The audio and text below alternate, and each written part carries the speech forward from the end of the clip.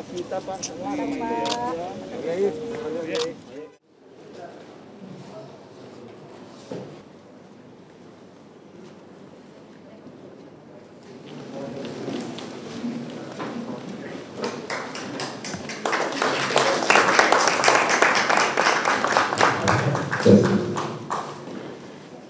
Bapak Wakil Presiden Republik Indonesia beserta Ibu Haja Wuri Ma'ruf Amin tiba di tempat acara.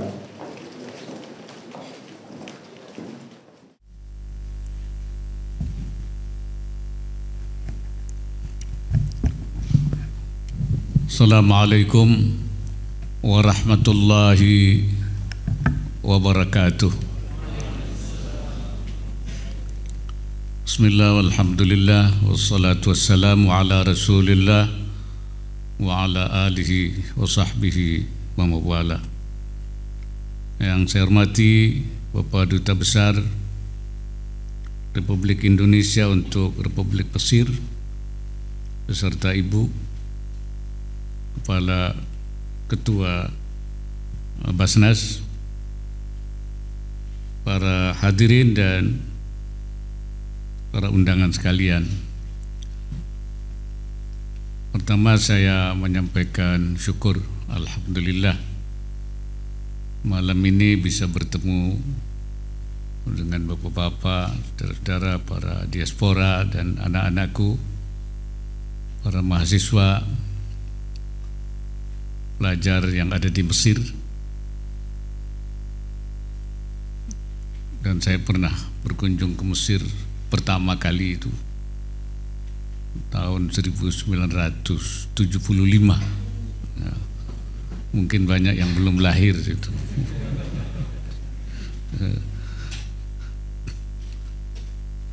Dan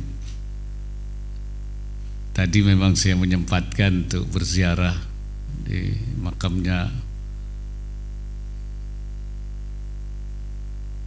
Ibnu Athaillah Sahibul Hikam, karena beliau ini selain Imam Syafi'i radhiyallahu an, Imam Ibnu Athaillah ini sangat juga terkenal di Indonesia, terutama syarah hikam yang dikarang oleh Ibnu Ajibah,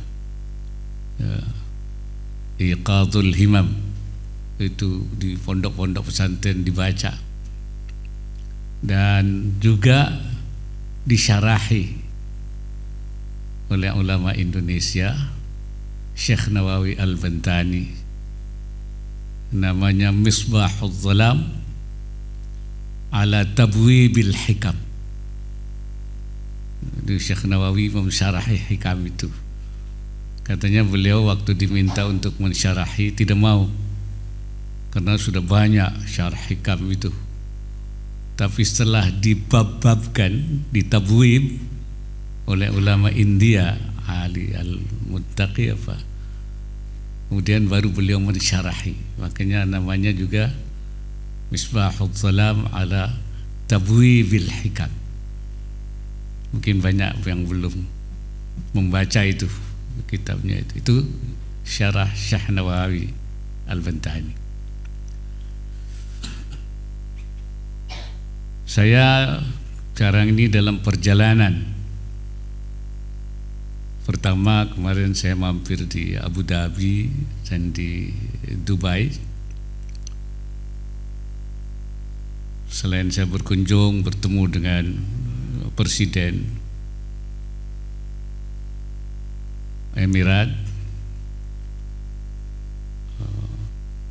Syekh Muhammad bin Zayed, untuk menyampaikan terima kasih kepada beliau tentang dukungan beliau terhadap presidensi Indonesia di G20. Bahkan beliau juga akan hadir. Beliau juga membangun masjid raya Muhammad Syekh Zayed di Solo dan Islamic Center, dan juga banyak kerjasama yang antara lain juga membangun istilahnya School of the Future Studies antara Universitas Muhammad bin Zaid dengan Universitas Nahdlatul Ulama di Jogja. Jadi ada banyak lagi beberapa. Dan dalam rangka saya juga diundang untuk menyampaikan sambutan pada Abu Dhabi Forum for Peace, yaitu forum perdamaian Abu Dhabi untuk perdamaian seluruh dunia. Dan saya diminta untuk menyampaikan pengalaman Indonesia yang dianggap telah berhasil menjadi model contoh negara yang paling toleran di dunia.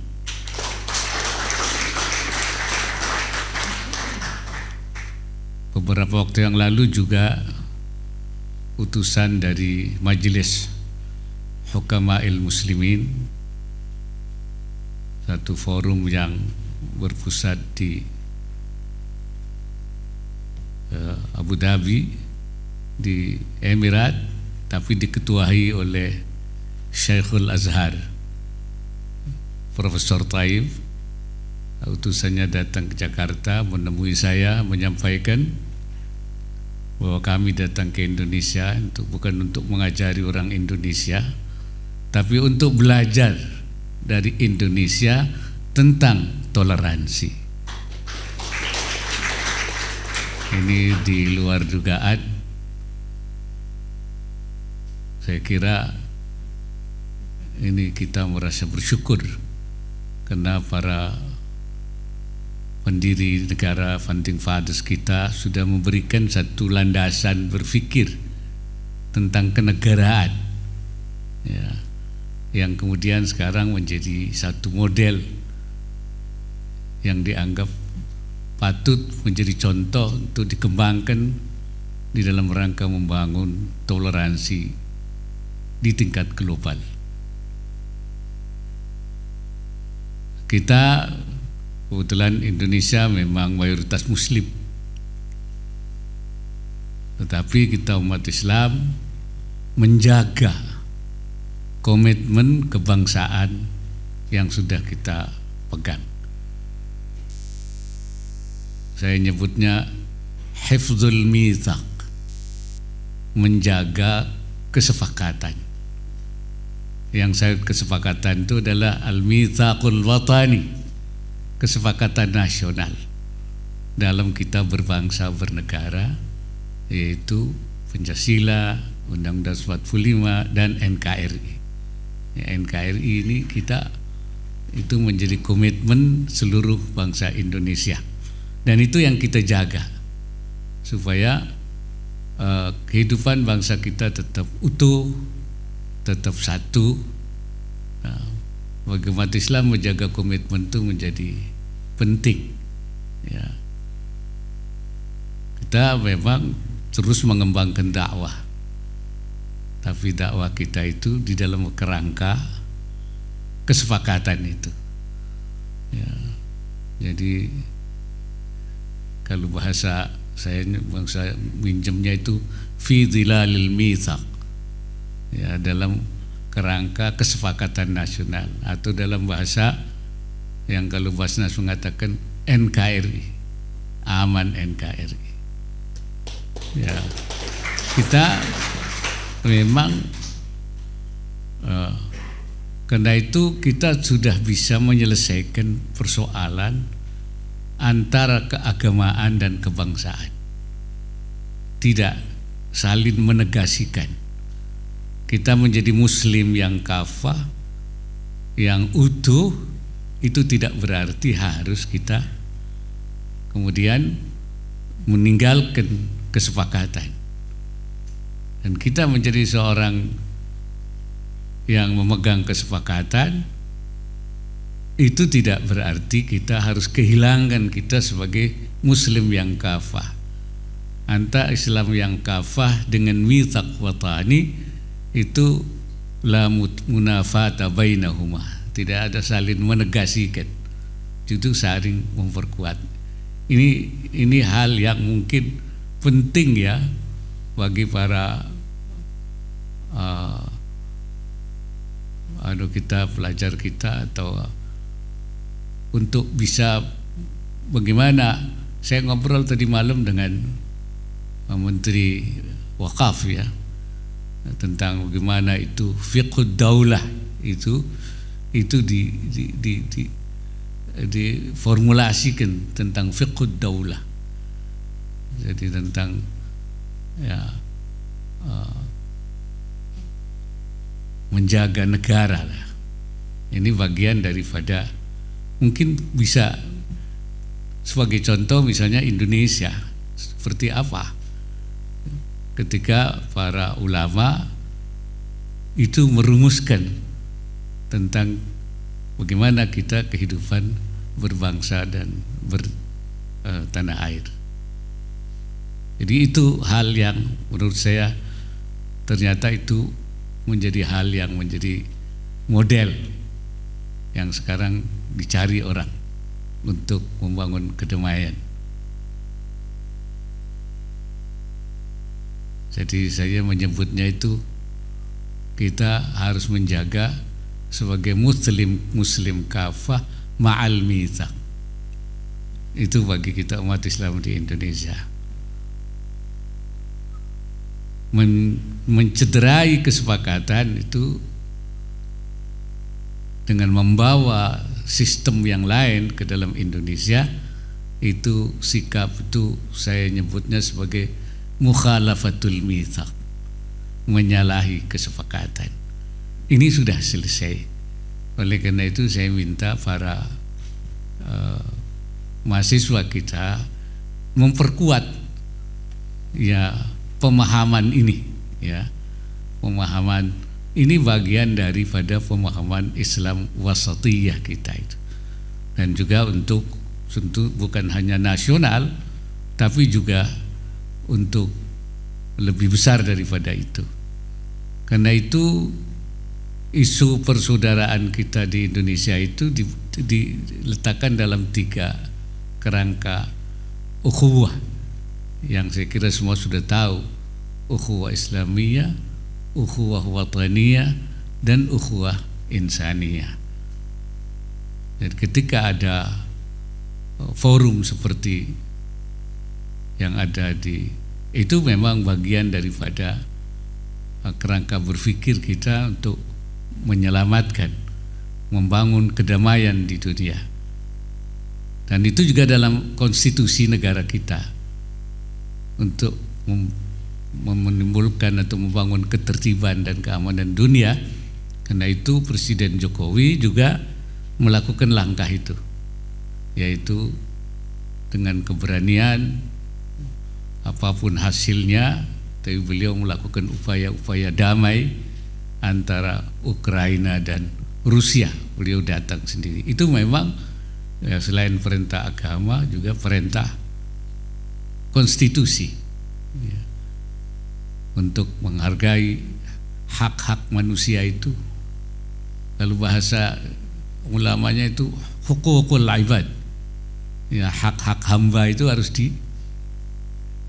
bahkan kalau menurut Syekh Nawawi Al-Bantani, tuqaddamu hukukul ibad ala hukukillahi inda tazahumil hukuk. Apabila terjadi tazahumil hukuk, perhimpitan hak Allah dan haknya manusia, hamba, tuqaddamu hukukul ibad, yang didahulukan adalah hak hambanya. Ini pikiran-pikiran yang sebenarnya sudah ditanamkan oleh para ulama kita. Dan saya juga datang ke sini menghadiri konferensi perubahan iklim, karena memang Indonesia punya komitmen untuk sesuai dengan kesepakatan Paris, kesepakatan Glasgow, untuk mengurangi emisi ya, sampai dengan bahkan kita sampai kepada kesepakatan zero emisi, yaitu nol emisi. Dan karena itu ini harus diperbaharui terus, karena banyak komitmen-komitmen yang sudah disepakati ini belum terwujud. Nah, sekarang ini konferensi COP atau COP yang ke-27 ini di Mesir, di kota apa namanya, Sharm el-Sheikh, itu akan memperkuat, ya, membangun kolaborasi dari berbagai dunia itu.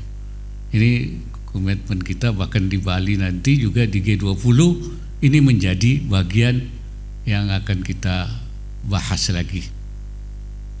Nah, bagi kita umat Islam ini bagian yang bukan saja persoalan ekonomi, persoalan tapi ini persoalan agama, persoalan moral, ya. Karena kita kan memang boleh mengeksplorasi apa yang ada di dunia ini, ya. Walladzi khalaqalakum ma fil ardi jami'a, Allah yang menjadikan apa yang di bumi untuk kamu sekalian, yang tapi tidak boleh dirusak, ya. La tufsidu fil ardi, kamu jangan merusak di bumi. Innallaha la yuhibbul mufsidin, Allah tidak suka orang yang merusak. Jadi ini bagian komitmen kenegaraan dan keagamaan buat kita itu.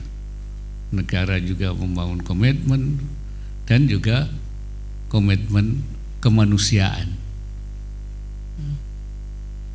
Bahkan menurut para ulama ini bagian daripada muhafadzatul hayat, menjaga kehidupan supaya kehidupan ini tidak rusak. Muhafadzatul hayat ma'ari ayati daruriyatiha wa hajiyatiha wa tahsiniyatiha maqsadun minal maqasidil kubra li syariatil islamiyah. Menjaga penghidupan kita ini dengan memperhatikan hal-hal yang sifatnya primer, daruriyat, maupun juga hajiyat yang sekunder, bahkan tahsiniyat tersier, itu merupakan salah satu tujuan dari tujuan besar syariat Islam. Jadi masalah lingkungan menjadi masalah kita. Ini juga Menteri Wakaf tadi malam ada juga memberi kepada saya itu fiqhul biyah, ya, fiqhul biyah. Saya belum sempat membaca, tapi saya senang sekali. Dan beliau akan mengasih saya juga fiqhud daulah, ya, katanya akan belum saya terima. Fiqhul biyahnya saya terima tapi belum saya baca. Tapi saya pikir ini memang punya kesamaan pandangan yang sama. Jadi betul sekali hubungan Mesir dengan Indonesia itu sudah sangat lama sekali. Ya, bahkan kitab Syekh Nawawi itu tahun abad 19 itu sudah dicetak di sini di Mesir, di Mustafa Al-Halabi, ya. Dan beliau saya baca di Munjid, Al-Munjid itu kan karangannya Louis Maghluf, orang Mesir, Kristen Mesir. Itu ternyata orang Indonesia ada dua yang masuk di situ. Satu Bung Karno. Bung Karno ini sangat dikenal, rajulun siyasiyun, ya, tokoh politik. Yang kedua ternyata Syekh Nawawi ada di Munjid itu. Muhammad Nawawi Al-Jawi, faqihun syafi'iyun mutasawwifun, qalba alaihi tafsir, wulida fi Jawa thumma intaqala ila Makkah. Jadi Louis Maghluf tahu betul itu, ya.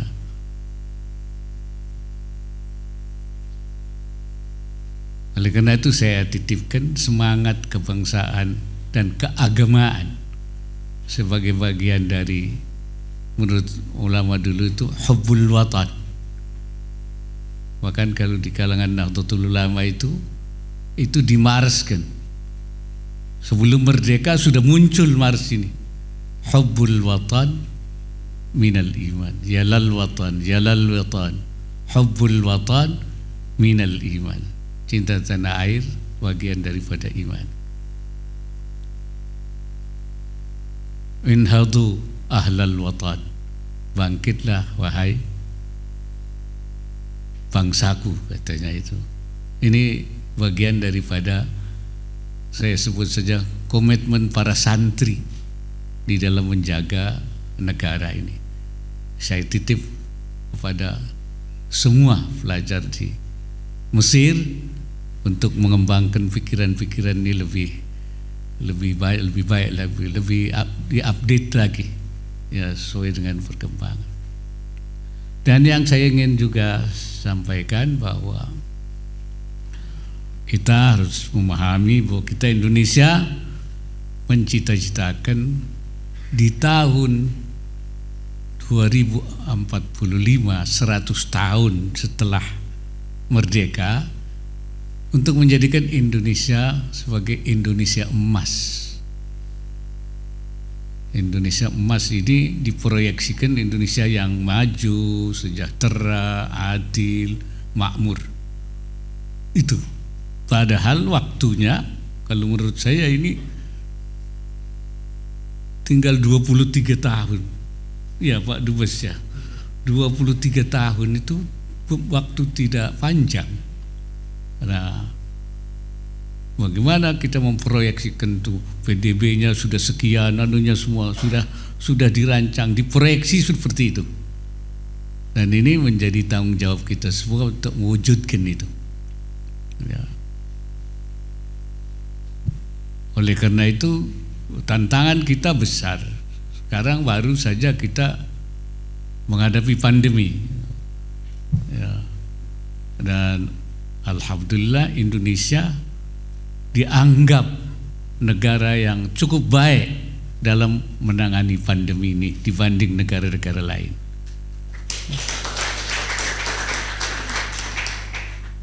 Ekonominya, dampak daripada pandemi ini juga dianggap baik. Lebih dari 100 negara. Pak Khairani, berapa negara itu? 129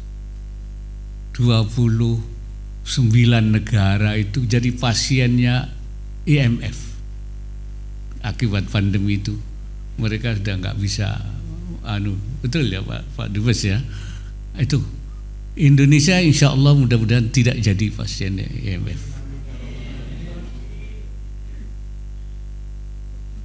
Pertumbuhan ekonomi kita bagus 5%. Inflasi kita juga sekitar itu, padahal pertumbuhan global saja paling 3%. Ya. Kemudian inflasi banyak yang 9%, bahkan lebih 7%. Mesir berapa? 15%. Indonesia 5%. Alhamdulillah bi'aunillah wa quwwati, ya, dengan usaha yang ini kita bisa mempertahankan, makanya dianggap baik. Ya. Nah, sekarang kita menghadapi gelombang baru ini kan. Ya, gelombang baru, krisis energi, krisis. Ya, ini hal yang kita sedang sudah mempersiapkan Indonesia untuk menghadapi krisis energi, krisis pangan.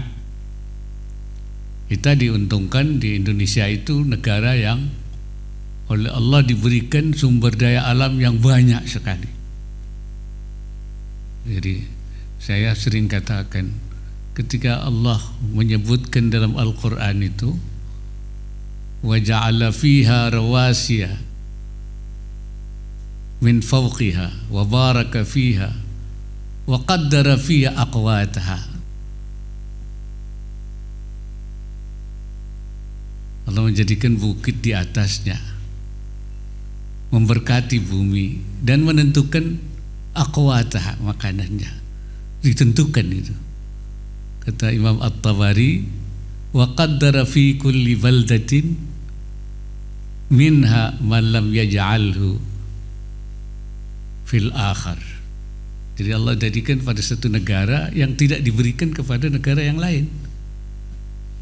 Lima'ashi ba'dihim min ba'din, untuk kehidupan sebagiannya, bitijarah, dengan melakukan perdagangan, min baldatin ila baldatin, dari satu negara kepada negara yang lain. Lah ketika waqaddara fiha itu, kita itu ditentukan banyak sekali. Pertaniannya, perkebunannya, kelautannya, pertambangannya, ini kita diberikan. Nah, ini sebenarnya kita untung punya negara yang memiliki sumber daya alam dan juga sumber daya manusianya lumayan. Ya, kita 270 juta ini kan manpower yang. Nah, kemarin juga Presiden Emirat UAE juga mengatakan begitu. Indonesia ini berpotensi menjadi negara besar karena sumber daya alamnya, sumber daya manusianya. Saya bilang, ya, kami itu punya itu, tapi kami perlu ilmu pengetahuan, sains, kami perlu teknologi. Karena itu kami bekerja dengan banyak negara, termasuk dengan UAE yang sekarang dia memiliki kemajuan, ya, dan kita siap bekerja sama untuk membangun. Jadi Indonesia memang potensi besar, tapi juga banyak kelemahan kita karena sumber daya manusia kita ini belum seperti yang kita harapkan. Oleh karena itu pembangunan SDM unggul ini menjadi salah satu prioritas negara. Ya, karena itu kita memang mendorong agar pendidikan baik di dalam negeri maupun di luar negeri.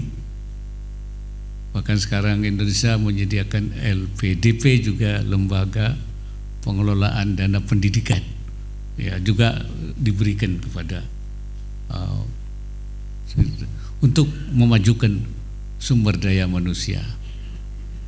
Dan kelemahan kita itu geografi Indonesia ini tidak dalam satu daratan, ya kan? Seperti Mesir ini kan satu daratan. Indonesia ini tersebar di pulau-pulau, bahkan juga jarak tempuhnya itu dari Sabang sampai Merauke itu berapa jam? 8 jam. Kalau 8 jam itu kira-kira Eropa itu liwat semua itu kan. Berapa negara itu kan. Saya dari UAE ke sini ke Mesir 4 jam. 4 jam itu berapa negara saya lewati itu. Iya kan begitu, Pak. Jadi Indonesia ini memang panjangnya lebih panjang dari Eropa, kemudian juga ke utaranya ke selatan, dan berpulau-pulau. Itu hal yang tidak mudah, tapi kita ingin justru ini jadi potensi kita. Saya bilang silakan untuk berinvestasi di Indonesia, ya, untuk berwisata. Sebab saya dengar dari orang Mesir bahwa saya bilang Indonesia itu semua destinasi wisata. Yang prioritas itu 10, tapi seluruh Indonesia itu destinasi. Kenapa? Indah semua. Coba lari mana yang tidak indah? Ya. Benar ada orang mengatakan bahwa Indonesia itu qita'atun minal jannah nuqilat fil ardi. Oleh karena itu kita undang investor asing untuk silakan berwisata dan membangun ekonomi, dan kita juga sedang membangun ekonomi syariah. Ini juga penting, ya, buat santri-santri. Ekonomi syariah itu menjadi penting, ya. program kita itu membangun ekonomi dan keuangan syariah. Karena itu kita membentuk Komite Nasional Ekonomi dan Keuangan Syariah, KNEKS. Jadi komitmen negara ini, ketuanya presiden, wakil ketua dan ketua hariannya wakil presiden, sekretarisnya menteri keuangan, dan semua menteri termasuk 4 Menko masuk, 8 menteri terkait juga masuk. Di daerah-daerah kita bangun KDEKS, Komite Daerah Ekonomi dan Keuangan Syariah. Fokusnya pada 4, industri halal, kemudian industri keuangan, kemudian dana sosial syariah, wakaf, zakat, infak. Ini makanya ini zakat ini kita kembangkan terus. Alhamdulillah Basnasi terus, tapi masih berapa persen dari potensi? Baru sedikit, belum ada 10%. Sekarang sudah ngasih beasiswa sampai ke Mesir. Kalau nanti itu makin berkembang, nggak usah 10%, lalu sampai bisa 20-30%, targetnya saya kira beasiswanya lebih besar lagi untuk Mesir, saya kira itu. Tolong didoakan. Dan juga mengembangkan usaha syariah dan pengusaha syariah. Ini karena itu kita mengundang juga investor asing, Pak Duta Besar, untuk berinvestasi di sana.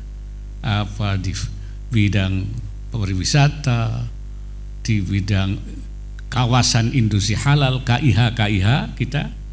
Nah ini saya bilang ini banyak diaspora ini supaya mengembangkan ini. Kita sudah membangun kawasan-kawasan industri halal di sana. Dan kemarin juga saya sudah mengadakan Jakarta Muslim Fashion Week. Ya, itu ternyata desainer-desainer kita itu luar biasa. Saya bilang kemarin di Dubai, insya Allah di Dinar Standar, bahwasanya rancangan kita Indonesia desainer kita itu untuk pakaian-pakaian muslim lebih baik, lebih cantik daripada desainer yang ada di Paris, saya bilang itu. Karena itu saya minta untuk dilakukan Indonesia Muslim Fashion Week di Dubai. Mungkin juga Pak Dubes bisa dilakukan juga di Mesir. Ya, insya Allah. Biar orang tahu bahwa desainer kita itu bagus. Ini luar biasa. Jadi kita memang ekonomi syariah kita itu kita sedang melakukan gerakan go halal, go global.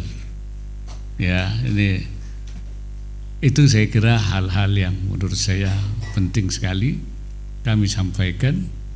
Karena itu untuk mencapai Indonesia emas ini diperlukan SDM yang unggul, yang menguasai ilmu pengetahuan dan teknologi, dan tentu ke depan diperlukan pemimpin yang transformatif, visioner dan inovatif. So ini mengejar, kita berdoa semua mudah-mudahan Indonesia nanti akan lahir pemimpin-pemimpin yang transformatif, yang inovatif dan juga visioner. Kalau bahasa santrinya itu bukan hanya al-muhafadzah alal qadimis salih, menjaga yang lama yang baik, tapi juga wal akhdhu bil jadidil aslah, mengambil yang baru yang baik, lebih baik, transformasi, bahkan al islah ila ma huwal aslah tsummal aslah fal aslah, melakukan perbaikan ke arah yang lebih baik secara terus berkelanjutan, ya, continuous improvement. Itu yang kita perlukan, bukan hanya saleh tapi juga muslih, ya, gimana membangun Indonesia ke depan. Ini saya minta ini kita semua berdoa supaya cita-cita Indonesia emas di 2045 itu tercapai. Demikian saya kira apa yang dapat saya sampaikan. Terima kasih dan alhamdulillah pertemuan malam ini menurut saya ini silaturahim yang tentu jarang akan terjadi, ya. Mungkin yang ke Mesir selain Bung Karno, kalau Bung Karno kan memang di Mesir ini sangat terkenal, ya. Presiden Pak Harto, ya, Gus Dur, ya, pernah, ya, ya, ya, memang jarang sekali saya alhamdulillah bisa mampir. Saya dengar kemarin mantan Wakil Presiden Pak JK juga ke sini, ya. Jadi saya minta kepada saudara-saudara sekalian diaspora, sekali lagi ini supaya menjadi hamzah wasal. Hamzah wasal itu apa? Hamzah wasal itu huruf hamzah yang menjadi penghubung antara kalimat dengan kalimat sehingga menjadi untayan kata yang indah. Bagaimana diaspora kita itu menjadi hamzah wasal yang menghubungkan semua produk-produk kita Indonesia untuk dipasarkan secara global. Jadi saya minta semua diaspora dimanapun berada, juga termasuk di Mesir, menjadi hamzah wasal bagi produk-produk Indonesia, begitu. Termasuk Pak Dubesnya itu harus jadi hamzah wasal, ya. Kalau itu bisa berfungsi, insya Allah apa yang kita, maka saya minta sekarang dibangun lagi jalur rempah. Dulu kita orang Eropa datang ke Indonesia untuk mencari rempah.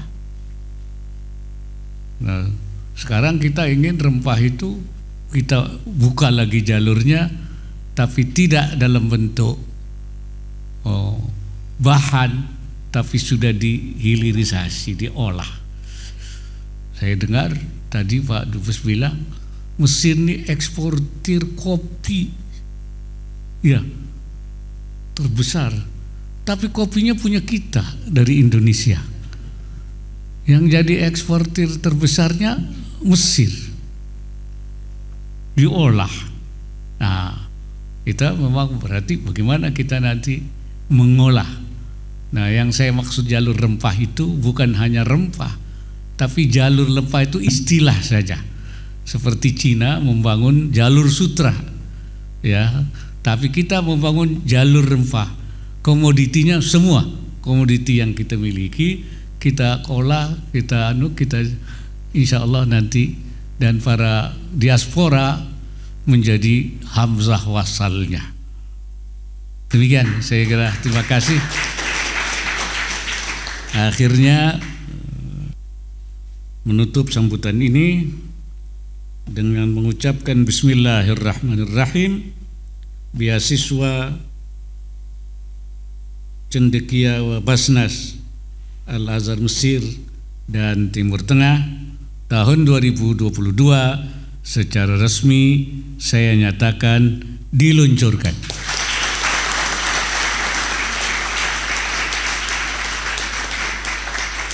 Semoga Allah Subhanahu wa Ta'ala senantiasa memberikan inayahnya, himayahnya, dan meridai segala ikhtiar yang kita lakukan. Wallahul muwaffiq ila aqwamit thariq.